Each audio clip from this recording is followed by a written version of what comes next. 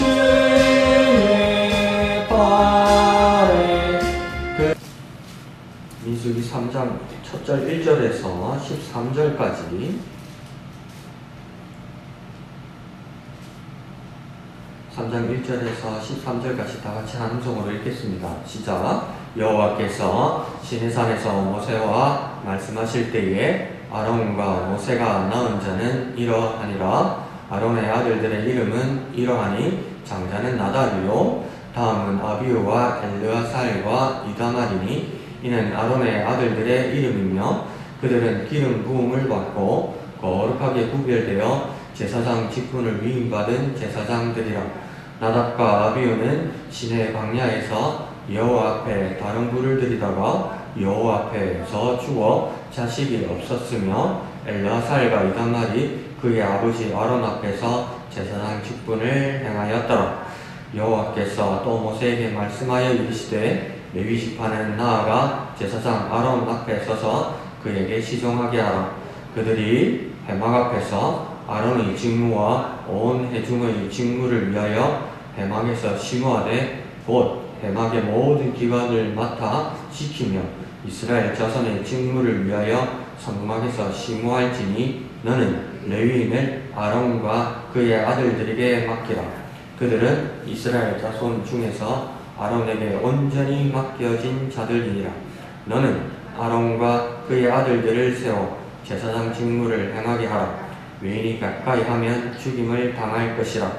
여호와께서 모세에게 말씀하여 이르시되 보라, 내가 이스라엘 자손 중에서 레위인을 택하여 이스라엘 자손 중에 태를 열어 태어난 모든 자를 대신하게 하였은즉 레위인은 내 것이라. 처음 태어난 자는 다 내 것임은 내가 애굽 땅에서 그 처음 태어난 자를 다 죽이던 날에 이스라엘의 처음 태어난 자는 사람이나 짐승을 다 거룩하게 구별하였으니 그들은 내 것이 될 것임이니라. 나는 여호와이니라. 아멘. 민수기가 벌써 첫 장에 가면서 이스라엘 전체 인구를 조사하게 됩니다. 그래서 60만이 넘는 인구들을 조사하게 되죠.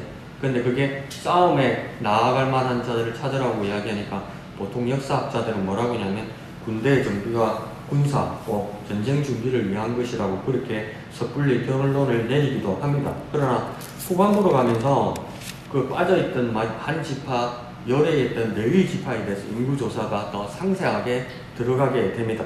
레위 지파를 상세하게 들어가게 한 이유는 뭐냐면 그 사람들은 군역에서 제외된 사람들입니다. 레위 사람들이 군역에서 제외되었지만 그들의 업무는 더 과중했었죠. 성막의 일들을 다 담당하는 사람들이었습니다. 그래서 성막의 일을 담당하는 사람 중에서도 특별히 모세와 아론은 어느 12지파 중에 어느 지파 사람이냐면 레위 지파 사람들이거든요. 그래서 레위 지파에는 또 레위 밑에 특별히 세 가문들을 이렇게 나누기도 합니다. 아마도 레위, 그러니까 야곱의 아들 레위 다음 세대의 아들들을 세 아들로 그렇게 크게 보는 경우도 있는 것 같아요. 그래서 그 세 아들을 누구라고 이야기하냐면 게르손 가족, 고핫 가족, 므라리 가족 이렇게 나누게 됩니다. 그래서 게르손, 고핫, 므라리, 그러니까 레위 밑에 게르손, 고핫, 므라리 가족들이 나누게 되는데 첫째 아들이 게르손이고 둘째가 고핫 같고 셋째가 므라리 같은데 그 세 레위의 세 가문 중에서도 제사장이 나오는 가문은 누구냐면 둘째 고핫 가족입니다. 그러니까 그래서 이제 게르손, 고핫, 므라리 이렇게 부르지 않고 어떤 성경에서 많은 부분이 고핫, 게르손, 므라리 이렇게 부르기도 합니다. 왜요? 고핫 가문에서 이제 제사장이 나오기 때문입니다. 그래서 모세도 아론도 고핫 가족이 되는 것입니다.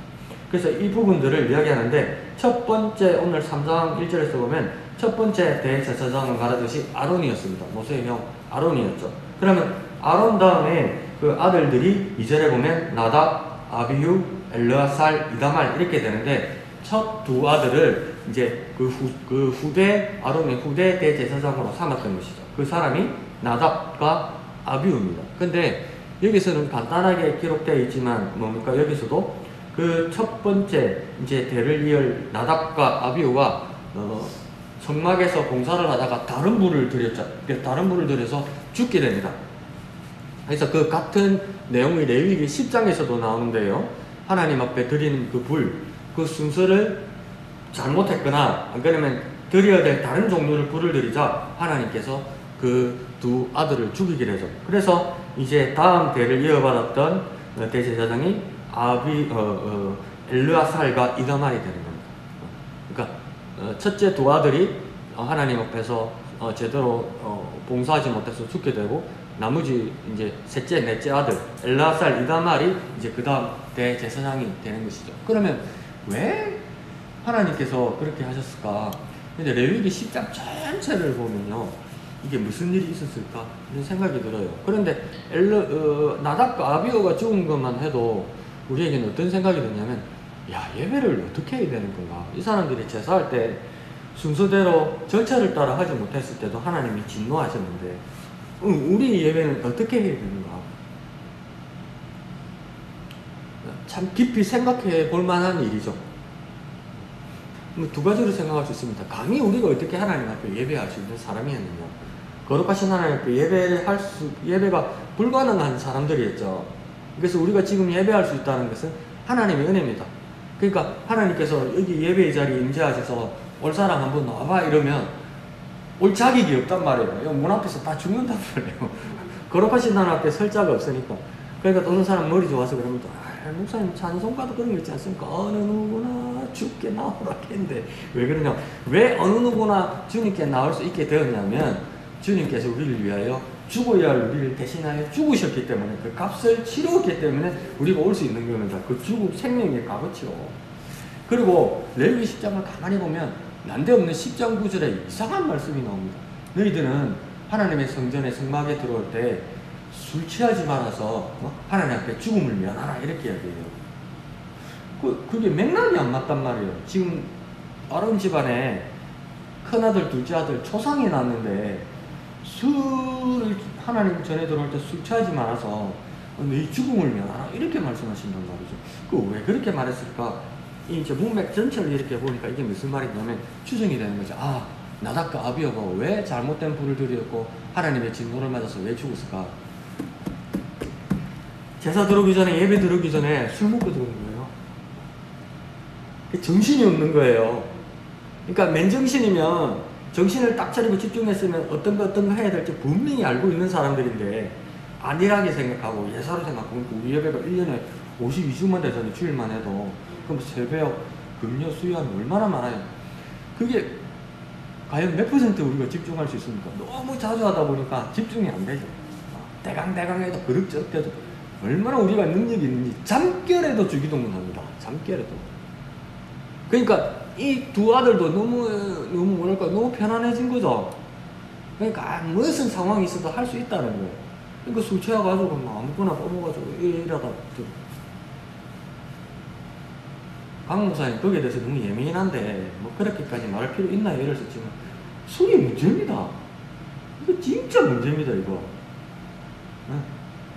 서포 김만중이 고려시대입니까? 서포 김만중이 어머니를 위한 소설을 쓸 때도 그게 그런 이야기가 있습니다. 그 근심극점을 읽기 위해서 어느 선녀들이 와서 그 주인공에게 이렇게 즐기라고 이렇게 술을 부어주니까 그 구몽의 주인공이 뭐라고 하냐면, 술은 사람 마음을 흐리게 하는 광약이라 이렇게 되어 있습니다. 약은 약인데 미치게 하는 약이라고 이렇게 되어 있죠. 그러니까 우리도 하나님 앞에서 이 나답과 아비오가 제정신이 아니었던 거죠. 그러니까 우리가 예배는 하나님 앞에서 제정신으로 정말 집중해서 들을 수 있어야 돼요. 이게 얼마나 귀한 것인지를. 근데 강 목사도 그렇게 예사로 생각할 때가 있죠. 그러니까 매번 은혜이면서 예배가 매번 아슬아슬한 짓을 하고 있는 거죠. 우리가 대강 죽을 짓을 하고 있는 거죠. 그래서 그렇게 추정이 됩니다. 자, 그래서 그 다음 엘르아살과 이다말이 이 일을 맡게 되죠. 그러면서 그 이제 5절 이후로는 이제 그러면 고핫 가족 중에서도 아론의 아들들만 대제사장이 됐단 말이에요. 그러니까 고핫 가족 중에서도 모세도 고핫 가족인데 모세는 대제사장입니까? 모세 대제사장 아니죠. 그러면 모세의 두 아들은 뭐가 됐을까요? 대제사장이 안 되는 거예요. 제사장도 안 되는 거예요. 왜? 이제 아론의 아들들만 제사장이 되는 거죠. 그러니까 여기서 이제 상당히 문제가 되는 거죠. 라피들, 구약 학자들은 이 문제에 대해서 아주 고민을 하고 고뇌를 하는데요. 그 모세의 아들들과 손주들이 상당히 그 방황했을 것이다. 우리 아버지 할아버지는 죄송합니다. 대빵인데 우리 할아버지 돌아가시고 나니까 우리 할아버지는 가나안 땅에 들어가지도 못하고 그 산에서 죽더니 우리 큰아버지 삼촌 아이들이 다 제사장이 되고, 죄송합니다, 우리들은 낙동강 오래알이 된 거예요. 뭘 해야 될지를 모르는 거죠. 그건 상당히 방황하겠죠.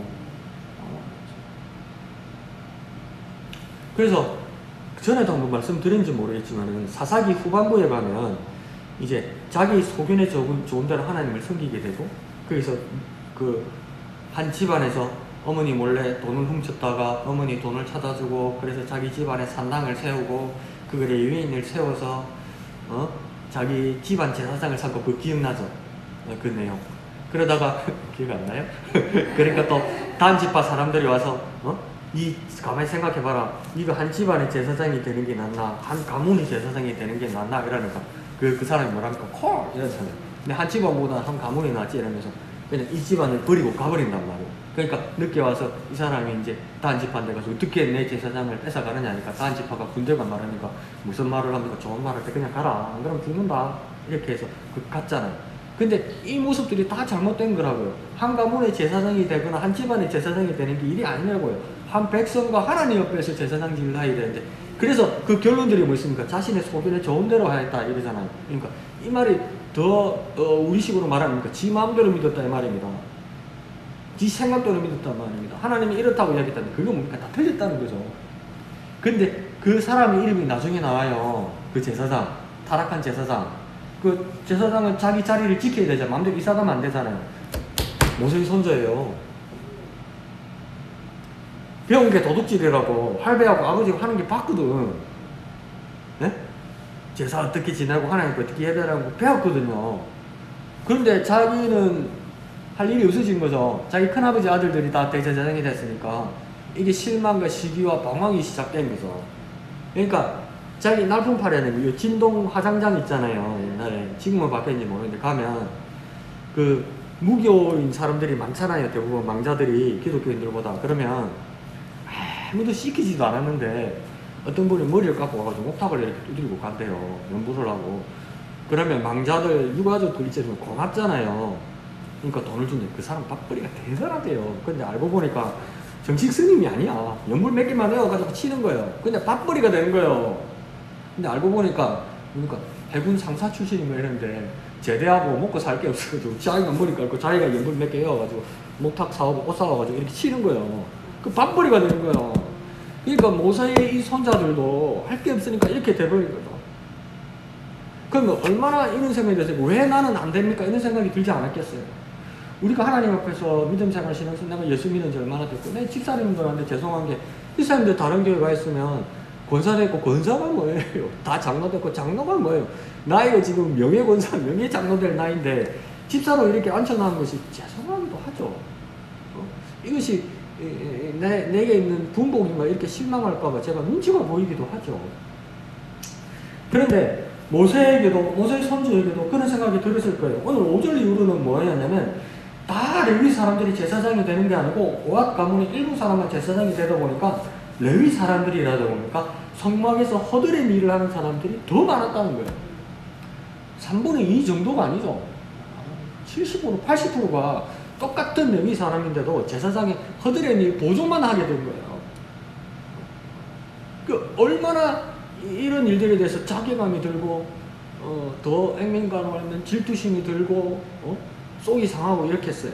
근데 하나님 이걸 엄격하게 제한하시고 하나님께서 그거 하신단 말이에요. 그러면 이건 뭐냐면 하나님께서 차별하시는 것이 아니라는 걸 우리 믿음이 있어야 돼요. 하나님이 차별하시는 게 아닙니다. 이거 뭡니까? 구별하시는 겁니다. 그러니까 각자의 할 일을 주는 겁니다. 그러면 하나님 나라에 가면 5달란트 받은 자나 2달란트 받은 자나 1달란트 받은 자에게 상급이 그 분량만큼 더 가는 게 아니란 말이죠. 예수님께서 그 달란트 비율을 드시면서 뭐라고 결론 내리셨습니까? 2달란트 더 남긴 사람도 5달란트 더 남긴 사람도 똑같은 칭찬을 하죠. 착하고 충성된 종이라 하지. 자, 5 더 남긴 착한 종아, 안 그러면 2달란트밖에 안 남긴 그나마 착한 종아, 그렇게 말하지 않았잖아요.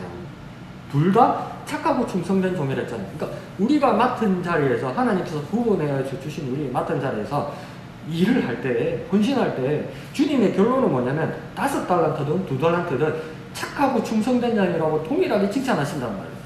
하나님은 레위인들에게 그런 것을 기대하셨다는 것이죠. 근데 사람 마음이 자꾸 남의 것이 보이는 거죠. 남의 것이 보이는 거죠. 지난 주일 5일도 말씀드렸지만 하나님 말씀은 상대적인 게 아니에요. 남의 것을 보는 게 아니에요. 절대적인 하나님을 보는 거예요. 하나님과 나 사이에서. 절대적인 거. 그럼 하나님과 나 사이에서 문제가 결론이 나지. 자꾸 남의 것이 보이면 분열이 일어나고 시비가 일어나고 무너지게 되는 겁니다. 여기서도 하나님께서 레위인에게 기대하는 건 뭐냐면 하나님과 자기 사이에서 모든 일들을 하기를 원하는 겁니다. 그러니까 저도 이 말씀을 묵상하면서 저도 그런 마음이 들었어요. 하나님 차별하시나? 그러면 내가 겸손하게 생각해도 이게 내 한계이기 때문에 여기까지만 해야 되는 건가? 그걸 한계를 자각하라는 건가? 이렇게 생각하다가도 어떤 생각이 들었냐면 이거요. 하나님께서 우리를 위하여 쳐주신 울타리예요. 울타리.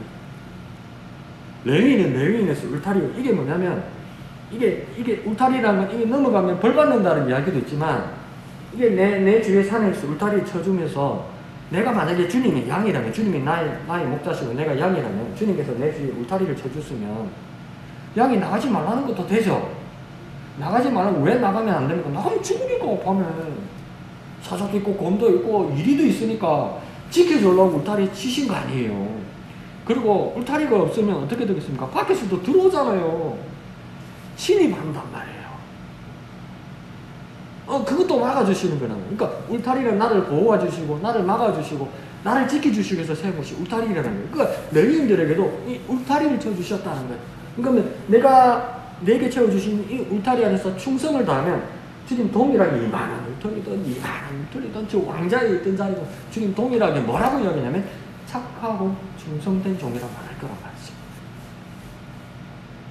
그 모습이 우리에게 필요합니다. 주님 나에게 주신 달란트에 대해서 이건 한계가 아니라 주님께서 나를 보호하시기 위해서 나를 존중해 하시기 위해서 채워주신 울타리다. 그러니까 이거 보니까 자 여기까지 우리 집사 자리다. 아무도 들어올 수 없고 내가 다 지켜주는 자리다. 주님 그렇게 말씀하십니다. 근데 자꾸 울타리 넘어 저 집에는 쟤는 세군에 나는 옛날 건데 자꾸 이런단 말이에요. 근데 뭡니까? 하나님과 나 사이는 상대적인 관계가 아니고 하나님과 나 사이 절대적인 관계입니다. 상대적인 건 뭡니까? 남이 들어오는 거예요. 그러니까 아담과 하와가 에덴 동산에서 하나님께서 다 먹을 거 주고 할 거 다 주고 동산 중앙에 있는 선악을 알게 한 나무를 먹지 말라 이랬는데 그러면 다 지키고 살았는데 뭡니까? 하나님과 하와 사이에 절대적인 관계만 지키면 살았는데 왜 이 문제가 생기냐면 괜히 사단이 들어와서 딴 거 보게 만드는 거예요. 딴 거 보게. 그러니까 사단이 들어오고 딴 게 들어오니까 뭡니까? 딴 게 보이는 거예요. 그러니까 하나님과 나 사이에 딴 게 보이지 않도록 우리 믿음을 지키는 게 중요하죠.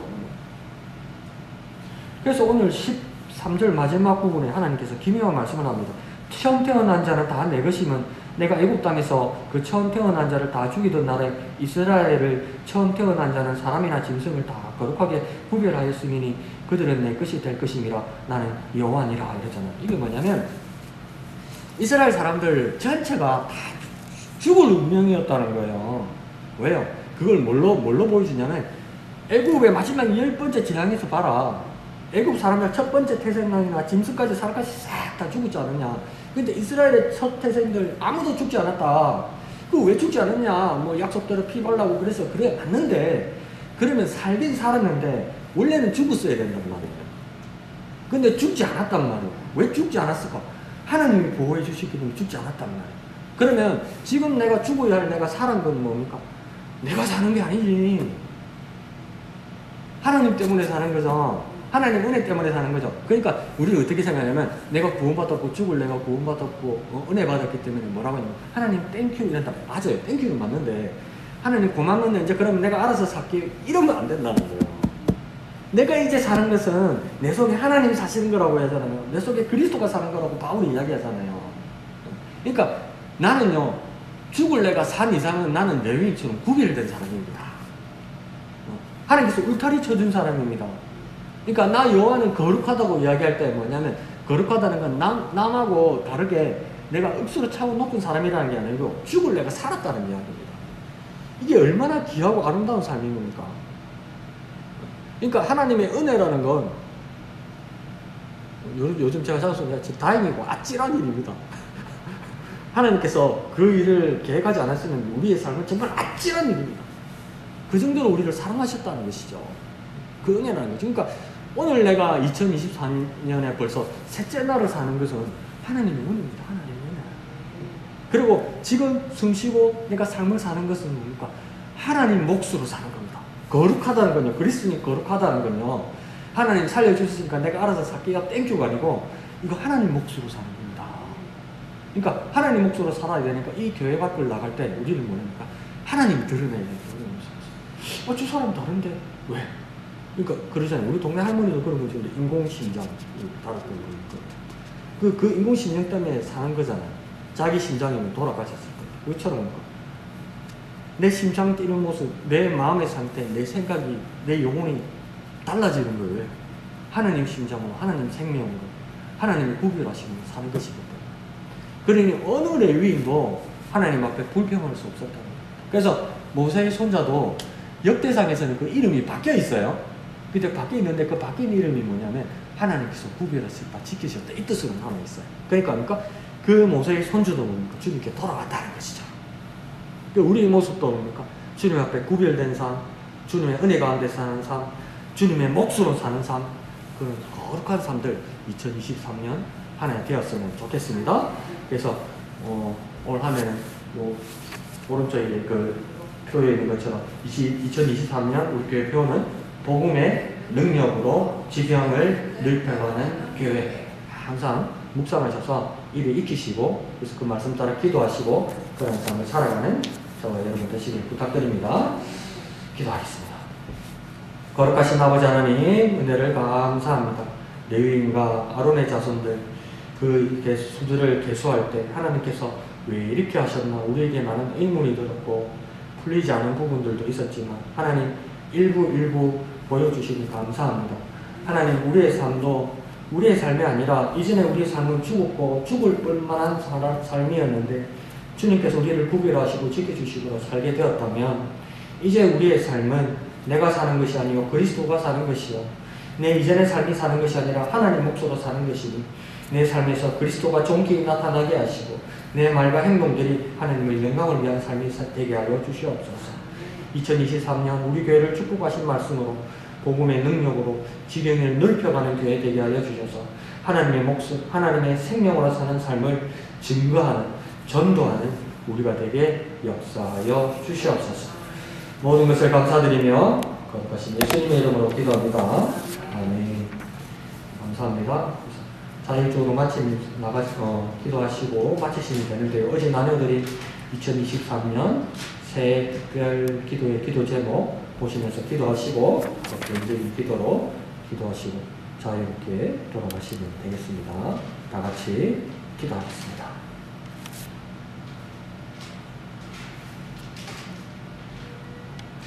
거룩하신 아버지 하나님, 은혜를 감사합니다.